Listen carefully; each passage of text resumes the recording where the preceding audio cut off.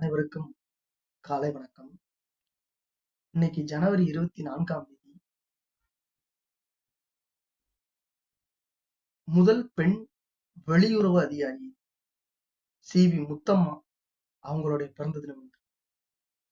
இந்திய civil service தேர்வில் வெற்றி பெற்ற முதல் பெண் வெளியுறவு அதிகாரி சி.வி. முத்தம்மா அவர்கள் பிறந்த தினம்.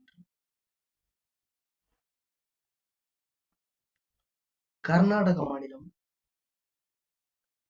விராஜ்பேட்டையில் இந்தியன் ஃபாரின் சர்வீஸ்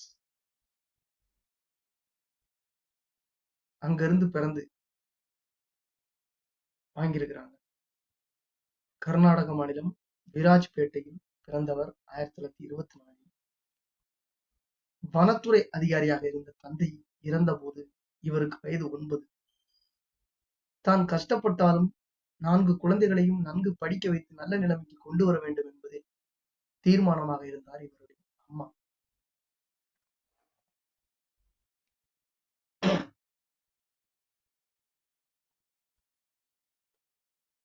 மடிகேரியில் பள்ளி படிப்பு, சென்னை பெண்கள் கிறிஸ்துவ கல்லூரியில் பட்டப்படிப்பை முடித்த பிறகு பிரசிடென்சி கல்லூரியின் ஆங்கில இலக்கியம் படித்தார். கல்லூரியில் 3 முறை தங்கப்பதக்கம் வாங்கினார்.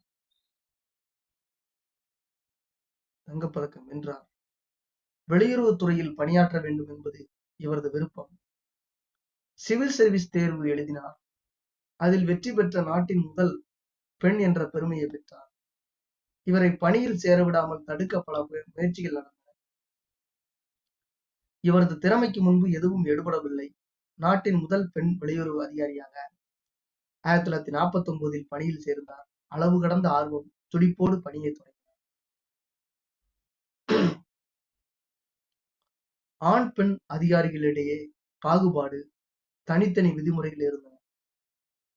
திருமணம் செய்து கொள்ள அரசிடம் முன் அனுமதி பெற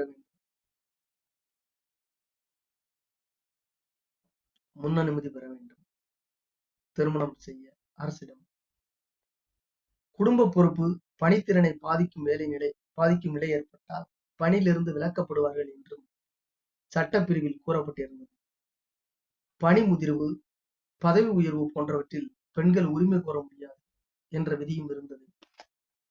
இது போன்ற சட்டங்கள் பெண்ணுரிமை, சமத்துவம், அரசியல் சாதனத்துக்கு எதிரானவை. இந்த பாலின பாகுபாடுகளை களையப்பட வேண்டும் என்று உச்ச நீதிமன்றத்தில் வழக்கும் தொடர்ந்தார் சி.வி. முத்தம்மா. வழக்கை